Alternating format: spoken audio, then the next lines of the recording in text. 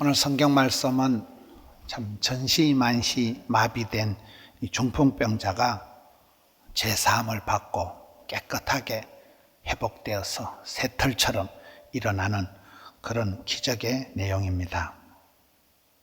저는 이 시대 사람들을 볼 때 유형무형의 그런 중독이 마비가 오는 그런 시대다.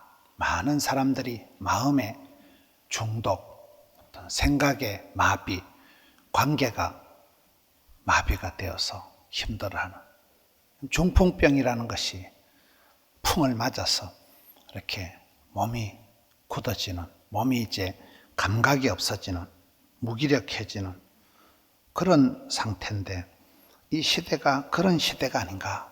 많은 사람들이 보기는 멀쩡해도 고통 중에 관계가 틀리고 여러분 내면의 세계가 마음이 마비가 되고 중독이 되고 옴짝달싹을 못하는 그런 상태가 많다고 보는 거예요. 예수님께서 그런 사람을 오셔서 피가 돌게 하고 일어나게 하고 회복을 소생을 시켜주시는데 예수님의 부활이 나의 삶 속에서 그런 부활로 다시 살아나는 것으로 나타나는 데는 어떤 그 단계가 있다고 보는 거예요. 기적의 단계. 천국에 올라가는 계단이 있는데 오늘 말씀 2장 1절에 보면 수일 후에 예수께서 다시 가버나움에 들어가시니 집에 계시다는 소문이 들린지라. 이 모든 기적이 시작되는 처음에는 예수님을 향한 입소문이 나는 거예요. 여러분 식당 같은 데도 가보면 맛집은 멋집은 홍보를 안 해도 무슨 차량 운행을 안 해도 꼬리에 꼬리를 물고 입소문이 나서 고객이 고객을 데리고 오는 그런 집이 맛있는 집이고 소문을 막을 수가 없는 거예요. 풍문으로 소문으로 사방팔방으로 이미지가 전파가 되는 것입니다. 예수님이 이 가버나움에 이 집에 들어가시니까 예수님이 계시다는 소문이 사방팔방 마치 그 향이 천리향이 퍼져나가듯이 소문이 나니까 환자들이 오고 각색병동자들이 와서 예수님을 만나고 치유받게 되는 그런 단계가 되는 것입니다. 믿음은 들음으로 말미암고 들음은 말씀으로 말미암고 되는 집안은 그런 입소문이 좋은 거예요. 여러분 꿀이 있으면 향이 있으면 나비가 벌이 날아오는 것이고 똥파리가 날아든다는 것은 똥덩어리가 있다는 거기 때문에 똥파리를 쫓으려고 하지 말고 똥덩어리를 제거해야 되듯이 그 사람이 그 예수 그리스도의 향기다. 고린도후서 2장 15절. 그 사람이 빛이다, 소금이다 이렇게 할 때는 소금은 그 소금물을 들이키면 갈증을 유발시키는 것이고 빛은 어둠을 본질적으로 어둠을 물리치는 거예요. 어둠이 빛을 이겨본 역사가 없다. 향은 그냥 가만히 있어도 천리 만리 향이 퍼져나가는 거예요. 우린 그리스도의 향기요. 우리는 앉아있기만 해도 사람들이 찾아와서 아이고 선생님 어떻게 그렇게 선생님은 평안하게 해피하게 어떻게 그렇게 살아가느냐. 사람들이 찾아오는 정도로 인생 상담을 하러 찾아올 정도로 입소문이 나는 예수님께서 이 집에 계시다는 소문만 있어도 많은 사람들이 지금 몰려오게 되는 것입니다. 복음이 임하면 성령이 임하면 성령님이 임하면 그 사람 속에서 원심력이 생겨서 물살이 퍼져나가듯이 예루살렘과 유대와 사마리아 땅끝까지 복음이 퍼져나가듯이 예수 소문이 퍼져나가듯이 믿음의 사람은 존재감이 시집을 가면 사위가 되면 어디든 들어가면 그 존재감이 느껴지는 존재감이 물결이 퍼져나가지. 건너편에 앉아서 나무를 씻는 우리 누님 손등을 간지르게 되는 거예요. 소문이 팍 퍼져나가. 예수님께서 이 집에 들어와 계시다는 소문 하나에 2절에 많은 사람이 모여서 문 앞까지도 들었을 자리가 없게 되었는데 예수께서 그들에게 도를 말씀하시더니 사람들이 한 중풍병자를 네 사람에게 메워 가지고 예수께로 올세. 예수님의 사역을 보면 신기한 것이 예수님께서는 온 세상을, 온 우주를 상대로 복음을 전파하시고 온 세상을 구원하시는 사역을 감당하시는 그런 구세주로 오셨지만은 예수님께서는 도매도 잘하시고 소매도 잘하시고 많은 무리가 예수님께 다가오시지만은 한 사람 중풍병자에게 집중해서 들어가는 것입니다. 저도 이렇게 생활을 해보면 조금 바쁜 체하고 바쁜 사람, 나쁜 사람이 되는 이유가 사람 구실을 못하는 거예요. 엄벙덤벙 쫓아다니다 보면 사람 구실을 못하고, 여러분 바쁜 체 하는 사람은 아무래도 디테일한 부분에서 소홀할 수밖에 없는 거예요. 예수님께서는 각색병동자를 고치시고 온 무리를, 군중을, 다수를 다 감당하시면서 그 중에 지금 한 중풍병자에 대해서 집중을 해서 그 중풍병자를 고쳐나가시는 것입니다. 우리의 삶이 우주 열방을 품는 그런 스케일이 있어야 되지만은 아주 미세한 그런 세미한 작은 것에 하나라도 관심을 가진 디테일이 있어야 되는 이유가, 예수님의 사역을 보면 그런 나무도 보고 숲도 돌보고 이것이 가능한, 예수님께서는 그렇게 크신 사랑을 가셨지만 아주 세밀하게 한 사람을 터치해 들어가시는 모습을 오늘 본문에 보게 되는 것입니다. 한 중풍병자를 지금 집중해 나가는, 사람은 그 사람이 어떤 관심을 가지고 무엇을 선택하고 그것에 얼마나 집중력을 보이느냐가 중요한 거예요. 엘리야가 왜 이스라엘을 대표할 수 있는 구약의 선지자가 되었을까요? 열왕기상 18장 30절에 무너진 제단을 수축하고, 그 시대에 많은 사람이, 아니 모든 사람이 바알에게 무릎 꿇고 패역한 시대에, 가장 악한 시대에 그 무너진 제단, 황폐해진 제단, 여러분 그 무너진 제단에 대해서 가슴앓이를 하면서 그 부분을 땜방을 하고 그 부분을 수리해서 그곳에 엎드려서 기도하다가 불로 응답받은 사람이 엘리야잖아요. 느헤미야라는 사람은 최악에서 최상으로 나라가 망하고 포로 수용소에 잡혀가 있던 사람이 얼마나 착실하게 성실하게 살았으면 다른 나라의, 제국의, 이방 나라의, 요즘 말로 하면 대통령 비서실장이 되는 황제의 음식을 총 책임지는 그런 자리까지 출세가도를 달렸지만은 그의 관심은 온통 떠나온 고국의 예루살렘 땅에 버려진, 황폐해진, 무너진 성벽에 대한 관심이 지대했기 때문에 그 모든 수산 궁궐의 안락한 생활을 포기하고 고향 땅으로 돌아가서 52일 만에 무너진 성벽을 재건한, 예수님께서 여기에 많은 사람들을 사랑하시고 차별 없이 많은 사람들을 대하지만은 중풍병이 와서 옴짝달싹을 못하고 있는 이 한 사람에 대해서 예수님이 애틋한 마음을 가시고 집중해 가신다는 것입니다.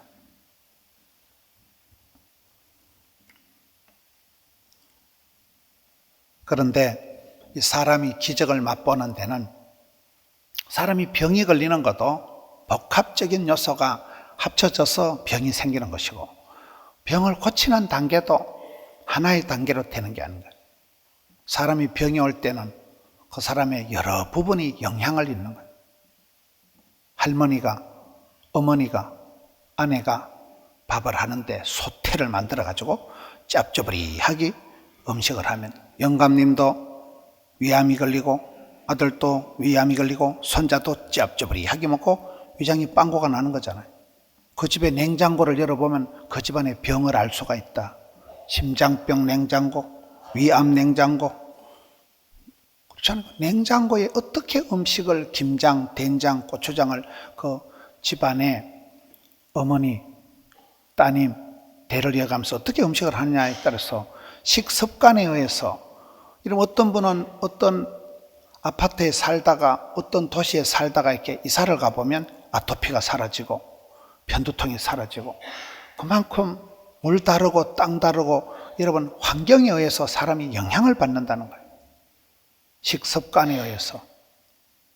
그런데 그 사람의 어떤 병이 생기는 가장 중요한 것은 마음 씀씀이고 인간관계라 그러잖아요. 여러분 심장이 아프거나 혈관 계통에 문제가 있으면 병원에 가보세요. 선생님 혹시 A형이지요? 여러분 성격이 늘 이렇게 털어버리질 못하고 꽁하고 인간관계가 늘 내부적으로 고민을 하고 밤에 잠을 못 자고 가슴앓이를 하면 병을 키우는 거예요. 마음의 어떤 흐름에 의해서, 특별히 인간관계에 의해서 일이 피곤한 건 자빠져 주무시면 해결이 되는데 인간관계가 꼬여버리면 이게 밤에 잠을 못 자는 거예요. 사람의 마음이 가볍지를 못하는 거예요. 마음이 무거워지고 우울해지고 그게 병이 되고 독이 되고 암이 자리를 잡아서 자라기 시작하잖아요. 그것을 고치는 것도 그렇습니다. 무엇이 잘못되었을 때는 역순으로 그걸 풀어가듯이 여기에서 이 중풍병을 고칠 때도 중풍병이 하루아침에 온 것이 아니지만은 이 중풍을 고치는 단계도 여기에 보면 3절에 사람들들 복수로 하는 많은 사람들이 한 중풍병자를 어떻게 하면 이 사람을 고칠 수 있을까 소문을 듣자 하니 풍문에 들어서 예수께서 가까이 계시다 하니까 예수님께 가면 해결이 나겠다. 많은 사람들이 소문을 듣고 이 사람을 얘기를 해서 네 사람에게 양쪽 모퉁이를 잡고 있는 네 사람이 이것을 메워 가지고 예수께로 올세. 이 병을 고쳐가는 단계에서도 여러 사람들이 참 파트너십을 가지고 협동작전을 해서 이 병을 지금 고쳐나간다는 것입니다. 우리가 사도행전을 보면 사도행전은 성령행전이다. 성령님께서 역사를, 기적을 이루어 가시는데 성령님이 어떻게 임하십니까? 기도할 때, 오로지 기도에 힘쓸 때 구하는 자에게 좋은 것을 성령을 주시지 않겠느냐. 마가의 다락방에 사람들이 모여서 전심으로 기도할 때 그때 성령이 임하셨잖아요. 여러분 성령이 임하시는 것보다 중요한 것은 기도하는 것이고 기도하는 것보다 먼저 해야 되는 일이 사도행전 1장 14절에 보면 더불어 마음을 같이하여, 마음이 이심전심, 마음이 동병상련, 마음이 대동단결, 마음을 하나로 뭉쳐서 합쳐서 그 다음에 기도하고 그 다음에 성령이 임하시고 그 다음에 기적이 나타나는 거예요. 여기에도 이 한 중풍병자를 고치기에는 수많은 사람들이 이 사람에 대한 병 소문을 내고 예수님의 소문을 듣고 관심을 가지고 얘기를 해서 특별히 네 사람이 들것에 메워 가지고 예수님께로 들고 갔다. 오늘 이 시대에 우리가 동지의식을 가지고 파트너십을 가지고 형제가 연합해서 동거하는 게 아름다워. 점점 세상은 개인주의, 이기주의, 점점 세상은 그렇게 각자 플레이로 흘러가는 세상이 되지만은 그럴수록 우리가 마음을 열고 만남과 나눔, 소통의 세월을 살아가야 되는데 성경에도 보면 하나님께서는 하나님의 종들을 쓰실 때도 여호수아와 갈렙, 야긴과 보아스, 바나바와 바울 이렇게 동력자들을 세우시는 겁니다. 여러분 다윗이 성군 다윗이 되고 천하를 통일하고 위대한 성경 역사상 가장 영향력을 미친 그런 지도자가 된 이유는 그에게 많은 용사들이 있었다는 거예요. 성경에 보면 사무엘상 2장 22절에 병든 자, 쫓겨나고 망하고 부도나고 쪽박차고 그런 그 시대에 원한을 품고 그런 역사의 아웃사이더들이 한계를 느끼고 그런 사람들이 들판에서 400명이나 동거동락을 하면서 그 야전에서 들판에서 동지의식을 가지고 끈끈한 정이 들었다가 그 들판에서 다져진 우정이 다윗이 왕궁으로 나갈 때 특급 참모들이 다윗의 막강 용사들이 되는 것입니다. 성경에 보면 다윗의 용사들이 엄청 많이 나옵니다. 다윗을 위해서 우물을 하나 떨어 적진에 돌파해서 목숨을 걸고 생수를 한 바가지 떠올 수 있는 그런 용사들이 다윗을 대신해서 목숨을 던질 수 있는 많은 용사들이 있었기 때문에 다윗이 그런 위대한 리더십이 구축이 된 것이듯이 사도 바울도 똑같습니다. 장가도 가지 않은 사도 바울이 많은 자식을 낳았다. 감옥에서도 자식을 낳고 여러분 입양을 한 듯이 양자를 대하듯이 그렇게 영향력을 미치고 바울의 동역자들이 성경에 보면 사도 바울 서신의 편지 끝자락에 크다 보면 누구에게 문안해라 누구에게 문안해라 수십 명의 수많은 바울의 동역자들이 바울은 내가 걸어서 로마까지 갈 기다 걸어가면서 사람들 만나고 사람들 만나서 복음을 전하고 복음을 전하고 교회가 세워지고 이방의 사도로 부름받은 사도 바울 한 사람이 그 어두운 시대에 예루살렘에서 안디옥으로 계속 뻗어나가서 로마까지 나가고 그 시대의 세계를 돌아다닌 그런 복음을 전하고자 하는 그 열정을 가지고 나가니까 수많은 동역자들이 파트너십이 생겼다는 것입니다. 우리가 살아갈 때에 기도의 원을 넓게 그려라. 내 자신을 위해서 기도하고 사랑하는 가족을 위해서 기도하고 교회를 위해서 기도하고 우리 지역사회를 위해서 기도하고 열방을 품기까지 기도의 반원을 기도의 원을 크게 원을 둥글게 그려가서 열방을 품고 이웃을 위해서 많은 사람을 위해서 기도할 수 있는 게 그 사람의 기도의 대상 그 사람의 기도의 반경이 그 사람의 영적인 사이즈가 되는 것입니다. 여기에 한 사람 중풍병을 고치기 위해서 많은 사람이 협동작전을 벌여서 예수님께로 데려온다.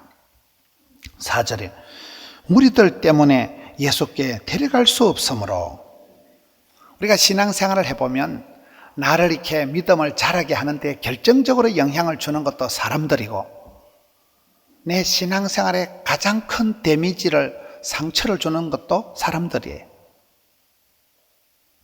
인간 방패가 있는 반면에 인간 방해가 있다고 보는. 저는 오늘의 제가 있기까지 보면 많은 사람들을 만난 것 같지만 한 목사님 3분이더라고요.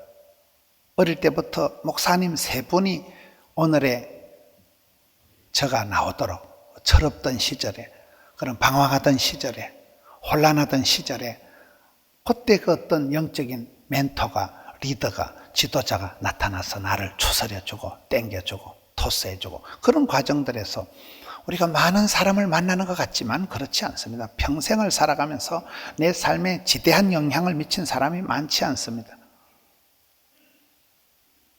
어려울 때, 힘들 때, 무서울 때 내 손 잡아주고 기도해주고 내 편이 되어주고 그때 말씀 한마디 툭 던졌는데 그것이 10년 먹은 체정이 내려가고 인생을 포기할 그런 단계에서 다시금 힘을 얻게 만들고 다시금 소성케 하는 그런 친구가 되고 여러분 파트너가 되고 그런 멘토가 되고 선생님이 되는 사람이 많지가 않습니다. 반면에 우리의 인생에 씻을 수 없는 잊을 수 없는 그런 상처를 주는 것도 인간이잖아요. 입술에 30초가 가슴팍에 30년 간다고 그 어떤 말 한마디가 평생을 지울 수 없는 머릿속에 트라우마가 상처가 되기도 하는데 오늘 예수님께 나가는 이 중풍병도 똑같은 거예요. 많은 사람들이 도와서 예수님께 나가지만 또 예수님 가장 지근거리 있으면서 이 중풍병자가 예수님을 만나는데 결정적인 해방지를 하는 것도 사람이라는 거예요. 저는 요즘 제가 말씀을 볼 때 겨루어 이긴 자가 되자. 여러분 사람 때문에 징그럽고 사람이 꽃보다 남자고 사람이 가장 좋지만은 사람이 가장 끔찍하고 징그러울 때 우리가 그것을 이겨내야 돼요. 누구 때문에 홧김에 열받아서 기분 나빠서 사람이 싫어서 내 인생을 포기할 수가 없습니다. 오늘 많은 사람들이 나약하니까 사람이 꼴보기 싫어서 사람 때문에 내 인생을 접어버리는 사람들이 얼마나 많습니다. 더 이상 내가 누구 꼴보기 싫어서 누구 때문에 열받아서 작용 대 반작용 다른 사람의 어떤 것 때문에 내 자신이 심각한 타격을 받고 내 인생을 제대로 살아가지를 못하고 그 사람 때문에 내 마음에 중풍이 오는 거예요. 사람 때문에 내 관계에 마비 현상이 일어나는 거예요. 그것을 이겨야 됩니다. 어떻게 이길까요? 오늘 이게 말씀해 보면 예수께 데려갈 수 없으므로 그 계신 곳에 지붕을 뜯어 구멍을 내고 중풍병자가 누운 상을 달아내리니, 이 지붕을 뜯는다는 거예요. 여러분, 이 시대에 지붕을 뜯는다는 것은 이건 조금 무리한 행동이고, 이거는 좀 엉뚱한 짓거리고 이상한 일입니다. 이거는. 지붕을 어떻게 뜯을까요? 발상전환, 한계 초월, 무한도전, 이게 지붕을 뜯는다는 편이라고. 발상을 전환해야 된다. 제가 방송을 하면서 전영호라고, 그분이 권사님이더라고요. 감리교회 권사님, 장로교로 말하면 장립집사님. 그분이 명함을 주는데 보니까 발상전환, 이렇게 명함을 파놨더라고요. 그분은 방송 개그 작가니까 누구를 만나든지 무슨 일을 하든지 항상 생각을 뒤집어서 발상전환하는 거예요. 사람이 생각을 바뀌면 모든 게 다 달라져요. 많은 사람들이 공황장애를 앓습니다. 그냥 불안한 거예요. 죽을 것만 같은 거예요. 공황장애 환자들이 생각을 바꾸면 공황장애가 싹 없어지는 거예요. 죽을 것만 갖고 혼자 땀을 질질 흘리고 막 공포에 사로잡혀가지고 폐쇄공포, 고공공포, 대인공포, 공포를 느끼고 있는데, 이 공포가 헛된 거고 부질없는 것이고 이게 엉뚱한 거다, 이건 아무것도 아니라는 걸 깨닫고 나면요, 그 두려움이 한 방에 사라지는 거예요. 생각이 문제, 생각이. 사고방식이 문제라고 보는 거예요. 제가 어떤 글을 보니까 의과대학에 합격한 학생이, 여러분, 의과대학을 들어가고 의사가 되면 미래가 굉장히 보장이 되는 거잖아요. 먹고 사는데 지장이 없는 게 전문인이 되잖아요. 그런데 이 학생이 의과대학을 포기하고 공과대학으로 들어간 거예요. 왜 그러냐 물으니까 한마디로 미래가 보장된 틀에 갇힌 안정된 인생을 자기는 살고 싶지 않고, 한계가 되어진 모든 게 갇힌 그런 한계에 지우고 싶지 않다. 내 인생을 한계상에 넣어놓지 않고 한계를 초월해서 문제를 돌파하고 발상을 전환해서 자기 인생을 또 다른 차원으로 무한도전, 그렇게 살아가기 위해서 자기는 미래가 보장된 의과대학 생활을 포기하고 공과대학에 들어가서 미지의 세계에 도전하고 개척을 하겠다는 거더라고요. 우리가 여러분 안정된 삶을 누리는 게 얼마나 소원이고, 그런데 재밌는 것은 발상전환, 이 고정관념을 버려야 됩니다. 고정관념이 뭡니까? 고장난 관념을 버리는 거예요. 살다 보니 생각이 자꾸 엉뚱해져. 여기 이 사람이 중풍병을 고쳐야 되는데 예수님께 다가갈 수가 없으니까 지붕을 뜯는다는 건 황당한 일이요, 이것은 무리한 행동입니다. 저는 제가 사역을 하면서 조금만 무리하면 된다, 그런 논리가 있습니다. 저지름의 법칙이라고. 이를 저질러 놓으면 주님께서 뒷감당을 해주시는 거예요. 외사가 무사 안일 복지부동, 가만히 있는 게 제일 신앙생활 나쁜 거예요. 누가 해주겠지, 도와주겠지, 가만히 있으면 아무것도 안 되는 거예요. 믿음 생활은 은혜 보좌 앞에 담대히 나가고 힘을 쓰고 애를 쓰고 용을 쓰고 도전과 비전과 응전 부닥쳐 나가는 거잖아요. 제가 학생 회장 출신입니다. 모임을 할 때 목사님들 모임을 해보면 경주에서 모임을 한다, 모임이 잘 안 돼. 다들 바쁘니까 전화를 합니다. 박 목사님 이번에 모임에 참석하세요. 상당히 힘들다는 거예요. 그럼 이번에 오는 거 무리겠네. 그럼 제가 하는 말이 무리하세요. 무리하면 다 돼요. 가기 힘든데 그날 내가 무슨 스케줄이 있는데 무리하세요. 마치고 가면 밤 12시인데 12시에 와서 마칠 때 회비만 내시오. 안 될 건데 안 되면 되게 하시오. 무리하면요 다 돼, 다 돼. 무리하면 인생 자체가 무리요. 체력의 한계를 느끼고 재정의 압박을 느끼고 그렇잖아요. 우리가 다 무리여 사는 게 무리인데 어떤 부분에 집중하고 어떤 부분에 무리하느냐가 중요하죠. 쉽게 편리하게 수월하게 공짜로 되는 건 아무것도 없는 세상이기 때문에 여기 지금 지붕을 뜯는다는 건 무리한 짓거리를 하는 거예요. 무리한 짓거리를. 예수님께서 뭐라고 하십니까? 5절에 예수께서 그들의 믿음을 보시고 무리한 행동을, 엉뚱한 짓거리를 예수님께서는 믿음이다 이렇게 보신다는 거예요. 저는 이 시대에 우리에게 필요한 믿음이, 기적을 창출하는 그런 믿음의 주역이 되는 사람들은 선한 일에, 좋은 일에 집중을 하되 무리해야 돼. 무리는 발상을 전하야 돼. 상상을 초월한 한계를 뛰어넘어야 되는, 안 된다, 어렵다, 못 살겠다, 죽겠다, 힘들다는 고정관념, 고장관념을 걷어치우고, 안 되면 되게 하지. 10번 찍어서 안 되면 톱으로 잘라버리지. 그러다 보면 뚜껑을, 지붕을 확 열어버리지. 그런 발상 전환, 무한도전, 이것이 신앙인의 중요한 자세고, 그 작업을 통해서 기적이 연출이 되는 거예요. 지붕을 뜯어제켜야 됩니다. 여러분, 지붕을 뜯는 것은 천사가 해주는 거 아닙니다. 목마른 놈이 샘 파는 것이고, 궁하면 통하는 것이고, 우리 교회에서 해외에 나가 있는 선교사님이, 목사님, 전후좌우가 다 틀어막히고 아무것도 할 일이 없다는 거예요. 그 시국이 어려워서 꼼짝달싹을 못하고 아무것도 못하는데 한 가지 할 수 있는 게 하늘 문은 열려 있다는 거예요. 얼마나 믿음이 좋은 말인지 몰라요. 아무것도 할 수가 없고 법적으로 규제가 되고 힘든데 하늘 문은 열려 있으니까 그냥 내외간에 손잡고 기도만 해도, 기도가 노동이고 기도가 만사를 변화시켰고, 두 분은 기도만 하는데도 앞뒤 전후 좌우는 다 꽉꽉 틀어막혀 있지만 하늘 문이 열리고 하나님께서 위로부터 열어주시면 되는 거잖아요. 우리의 신앙이 그렇습니다.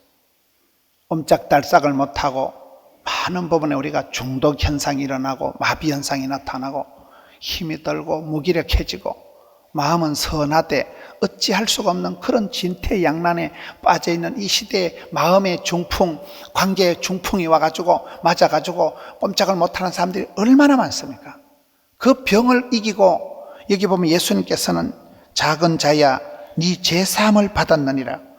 우리 예수님께서는 큰 사람, 센 사람, 강한 사람, 똑똑한 사람, 부자에게만 관심을 가지시는 게 아니고 작은 자, 남은 자, 병든 자, 약한 자, 상한 갈대를 꺾지 않으시고 꺼져가는 심지를 끄지 않으시고 그 작은 자를 병들어서 꼼짝을 못하는 버려진, 잊혀진 그 사람을 벌떡 일으키고 네 죄사함을 받았느니라. 제사유의 축복을 선포하시고 제 문제가 해결되고 건강 문제가 회복되고, 그러니 이 사람이 벌떡 일어나가지고 11절에 내가 네게 이르노니 일어나 네 상을 가지고 집으로 가라. 집안에서 오랫동안 애물 딴지고 집안에서 온 식구들의 근심 덩어리고 그렇잖아요. 집안에 여러분 이렇게 장기 환자가 있으면 온 식구들이 다 힘이 든데 예수님께서 그 집을 회복시켜 주시고 한 사람이 중풍병을 회복시켜 주시고 일어나라. 네 보따리 네가 들고 그 집안으로 네가 가서 현장으로 가서 가정으로 돌아가서 그곳에 가서 다시 일을 해가라.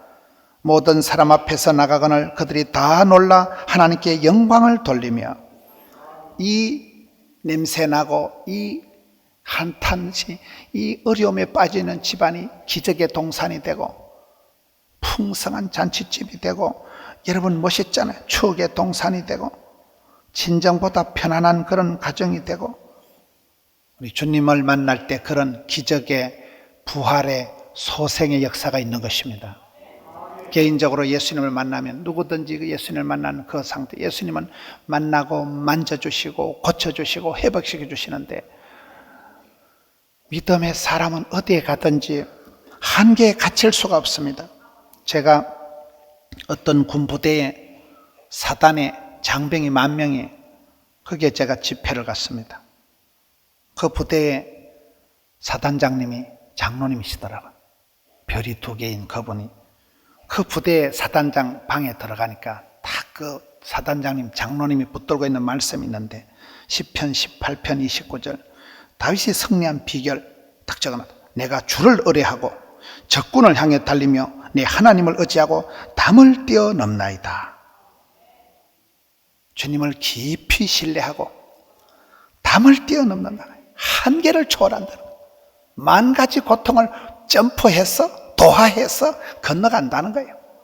멋있잖아요. 요셉의 너는 시냇가에 심겨온 나무와 같이 샘 곁에 심겨온 나무가 돼서 담을 넘었도다. 오대양 육지를 향해서 뻗어나가는, 우물 안에 깨구리가 아니고 우물 밖에 깨구리가 되는 거예요.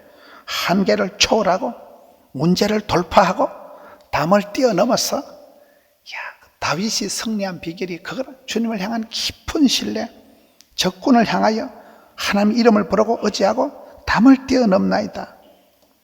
우리 예수님께서는 무덤의 흑암의 사망의 어두움의 죽음의 근세를 돌파하신 분이에요. 그 사망 근세를 깨뜨리시고 무덤에서 다시 살아나신 분은 오늘 삶의 현장에 있는 저와 여러분에게도 그런 소생의 역사를, 피로가 사라지고 어둠이 사라지고 그 모든 우리를 짓누르는 흑암의 근세를 걷어치우고 우리 주님께서 첫 열매 부활의 열매가 되셨듯이 부활절 아침을 지나는 사랑하는 성도 여러분, 주를 부르고 주를 의지하고 주를 사랑하는 자에게는 이와 같은 한계를 초월하는, 문제를 돌파하는, 발상전환, 고정관념을 버리고 아름답게 일어나는, 잔디처럼 밟아도 뽀짝뽀짝 살아나고 펄떡거리는 물고기와 같이 시대를 역류해서 살아가는 그런 살아있는 신앙, 회복된 신앙, 우리 성도님들 되시기를 주의 이름으로 축원합니다. 이 말씀 붙들고 가면 통성으로 기도합시다. 하나님, 나를 고쳐 주시옵소서, 회복시켜 주시옵소서, 변화시켜 주시옵소서, 부활의 주인공 되게 해 주시옵소서, 예수님 부활, 나의 부활 되게 해 주시옵소서. 주여 한번 외치고 나갑시다. 주여, 주님 감사합니다. 부활의 역사를 저희들이 허락하여 주시옵소서, 회복의 역사를 이루어 주시옵소서, 한계를 뛰어넘게 하여 주시옵소서, 지붕을 뜯게 하여 주시옵소서. 무리해서라도 주님을 만나고 무리해서 주님을 만날 때 기적의 주인공들 되게 하여 주시옵소서. 역사에 떠밀려가는 자가 아니라, 무리가 다수가 대중이 아니라 주님 앞에 변화되는 사람, 회복되는 사람, 창조적인 소수가 되게 하여 주시옵소서. 주여, 주여, 주여. 주님 감사합니다. 예수님 이름으로 기도하옵나이다. 아멘.